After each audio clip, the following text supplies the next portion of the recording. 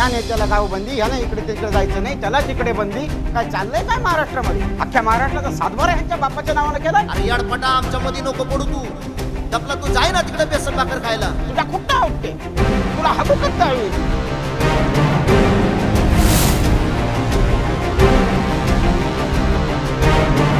आणि या गोळीबाराचा आदेश कोणी दिला ही देशाला कळलंच पाहिजे. त्या बाळाला कोणीतरी सांगा रे, माझ्या नको नादी लागू म्हणा.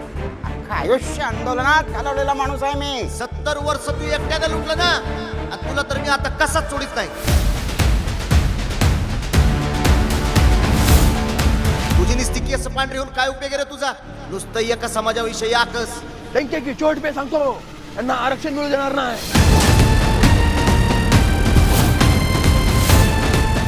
मी तर म्हणतो काही दिवसांनी ती भज्याची बी कागद गोळा करीन. आता ते नुसतं पिशान कागद घेऊनच फिरतोय. आता ते भाषणाच्या कागदांची पिशवी मी माझ्या सोबतच ठेवतो. तर सुरू झालं एकदा की मग एक एक कागद काढून त्याची सुरळी करून काय तुम्हाला देईन ना.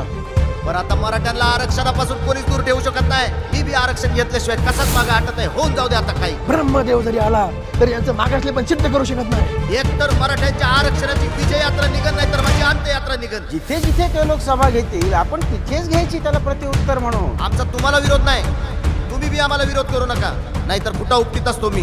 आता मी गप्पा बसणार नाही. आता होणार आपला महाएल्गार.